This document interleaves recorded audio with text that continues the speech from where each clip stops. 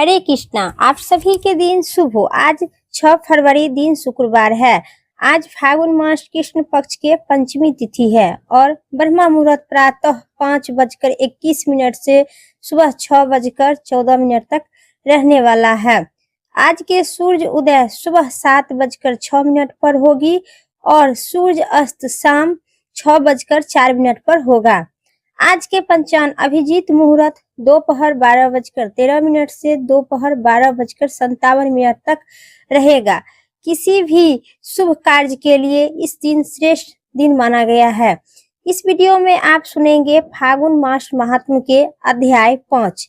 इस कथा में आप सभी सुनेंगे जो इस कथा को सुनने से नरक की यातना में मुक्ति मिलती है और मृत्यु के पश्चात वैकुंठ के स्थान की प्राप्ति होती है। तो फागुन मास महात्म्य की कथा विस्तार से आप सभी प्रेम से कहिए श्री सूत जी भगवान की जय। सूत जी बोले, हे सौनकादि, इस दिन चंचला आनंद मगन में उमा देवी के पास गई और दोनों हाथ जोड़कर उनकी स्तुति करने लगी।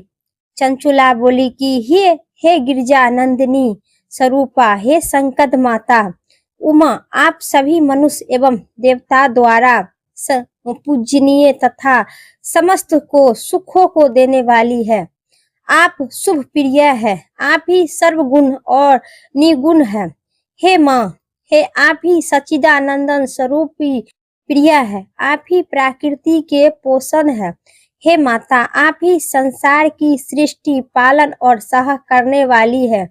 आप ही ब्रह्मा विष्णु और महेश उत्तम परिस्थिति देने वाली परम शक्ति है। सूत जी कहने लगे, सौनकादि सतगति प्राप्त चंचला के इसी प्रकार देवी की स्तुति करके शांत हो गई। उनकी आंखों से प्रेम के आंसू उबर गई। तब शंकर प्रिय भक्त हित उमा देवी ने बड़े प्रेम से चंचला के चूमते हुए कहते हैं कि हे सखी चंचला, मैं तुम्हारी स्तुति से प्रसन्न हूँ। बोलो, क्या वर मांग रही हो? चंचला बोली, हे गिरजा राजकुमारी, मेरे पति बिंदु इस समय कहाँ है? उनकी कैसी गति हुई है? मुझे विस्तार पूर्वक बताइए और कुछ ऐसा उपाय कीजिए ताकि हम फिर से मिल सके। हे महादेवी, मेरे पति एक शूद्र जाति वैश्य के पति है, असक थे और पाप से ही डूबे रहते थे। गिरजा नंदिनी बोली, बेटी, तुम्हारा पति बिंदुग बड़ा पापी था, वह दुराचारी था, इसीलिए इस जन्म में वह पापी दुराचारी होते हुए पिशाच योनि से है। हे तुम पतिव्रता धर्म करो, तुमको पूर्व जन्म में तुमको पति का उनका अंत बड़ा भयंकर होगा। वैश्य उपभोग करने के कारण वह मूर्ख नरक में अनेक वर्ष तक अनेक प्रकार के दुख भोग कर और शेष पाप को भोगने के लिए विंध्य पर्वत पर पिशाच की योनि हो रहा है। वह दुष्ट वहीं वायु पीकर रहता है और सब प्रकार के कष्ट सहता है। सूत जी कहते हैं, सौनकादि, गौरी देवी की यह बात सुनकर चंचला अत्यधिक दुखी हो गई। फिर मन को किसी भी तरह से स्थित करते हुए दुखी हृदय से माँ गौरी की उन्होंने एक बार फिर पूछा, हे महादेवी, मुझ पर कृपा कीजिए। और एक बार फिर पूछे, कृपा करके मेरी पापी पति का अब उद्धार कैसे दीजिएगा, कैसे होगा करके मुझे वहाँ उपाय आप बताइए जिससे मेरे पति को उत्तम गति की प्राप्ति हो सके। कृपा करके गौरी देवी ने कहे, यदि तुम्हारा पति बिंदुग शिव पुराण की पुण्यमयी उत्तम कथा सुनो तो वह इस दुर्गति को पार करके उत्तम गति की भोगी होगा और हो सकता है अमृत के सम्मान मधुर। गौरी देवी का यह वचन सुनकर चंचला ने दोनों हाथ जोड़कर मस्तक झुकाकर उन्हें बारंबार प्रणाम की और तथा प्रार्थना की, मेरे पति की शिव पुराण सुनाने की व्यर्थ व्यर्थ कीजिए और व्यस्त कीजिए, क्योंकि क्योंकि ब्रह्मा पत्नी चंचुला चंचुला के बार बार प्रार्थना करने पर शिव प्रिया गौरी देवी ने भगवान शिव की महिमा का गान करने वाले गंधर्व जरा तुम बड़े को बुलाकर कहे, तुम्हारी भगवान शिव के प्रति है।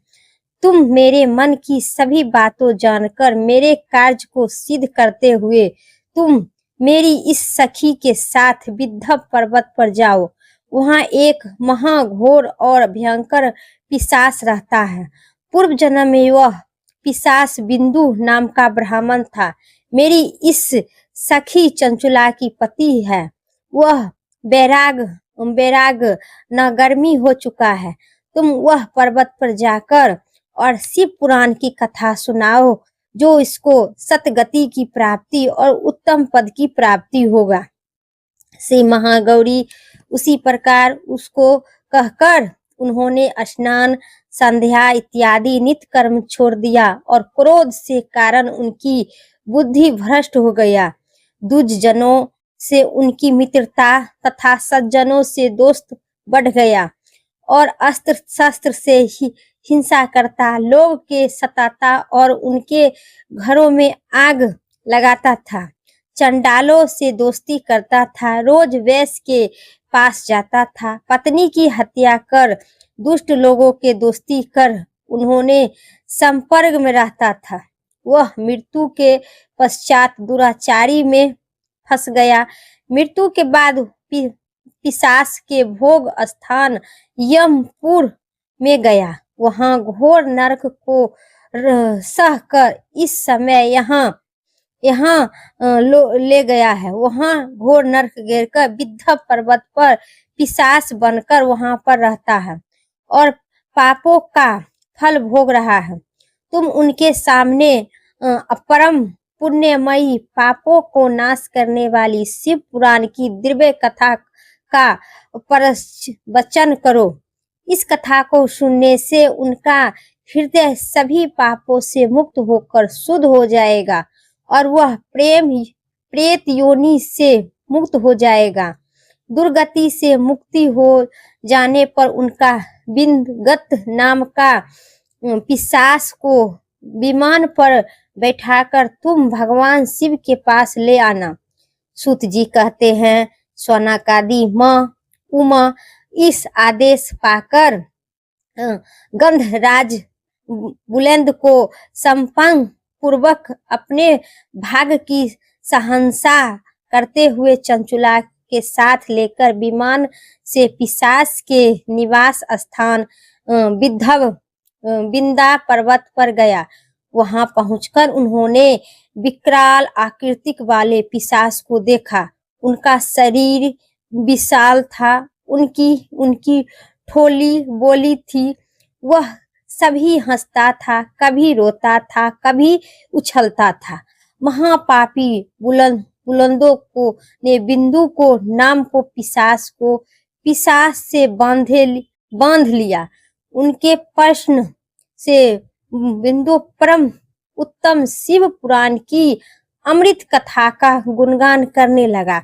जितने बार शिव पुराण की अमृत कथा का गुणगान किया, उतनी बार पिशाच उछलने लगा, कूदने लगा और सभी को चाहता था कि खा जाए। लेकिन जैसे जैसे शिव पुराण की कथा उनको शरीर में और मन में स्थित होने लगा शुरू किया, उसने पहली विद्रोह से हिंसा के लेकर सात्विक वायु सहित तक शिव पुराण की कथा स्पष्ट वर्ण किया। सातों अहिंसा सहित शिव पुराण को सुनकर सभी श्वेता कीर्त हो गया। परम पुण्य शिव पुराण के सुनकर पिशाच सभी पापों से मुक्त हो गया और उन्होंने पिशाच शरीर को त्याग दिया। शीघ्र ही उनका रूप दिव्य हो गया, उनका शरीर और वर्ण हो गया। शरीर पर श्वेत वस्त्र एवं पुरुष की आभूषण आ गया। इसी प्रकार दिव्य देहधारी होकर बिंदुगत अपनी पत्नी चंचुला के साथ स्वर्ग भी भगवान शिव के गुणगान करने लगा। उसी इस दिव्य रूप को देखकर सभी बहुत आश्चर्यचकित हुए। उनका मन परम आनंद से परिपूर्ण हो गया। सभी भगवान महेश्वर के अद्भुत चरित्र को सुनकर कीर्त हो गया। उनका योग करते हुए अपने अपने धाम को चला गया। बिंदुक अपनी पत्नी चंचुला के साथ विमान पर बैठकर शिवपुरी की ओर चल दिया। महेश्वर की गुणगान करता हुआ बिंदु अपनी पत्नी चंचुला के बुलेट के साथ शीघ्र ही शिव धाम पहुंच गया और दोनों पति पत्नी सुखपूर्वक भगवान महेश्वर, देवी गौरी आदि शक्ति की श्री चरणों में अभिलक्ष निवास पाकर धन्य हो गया। बोलिए माता पार्वती की जय, भगवान शिव की जय, माँ चंचुला की जय। मेरा कथा फागुन मास की इतना ही तक था। उम्मीद करते हैं आप सभी को पसंद आई और आगे कथा कल सुनिएगा। वीडियो अच्छी लगे तो कमेंट बॉक्स में हर हर महादेव जरूर लिखें और चैनल पर नए हैं तो सब्सक्राइब करके बेल आइकन प्रेस करें। बोलिए विष्णु भगवान की जय।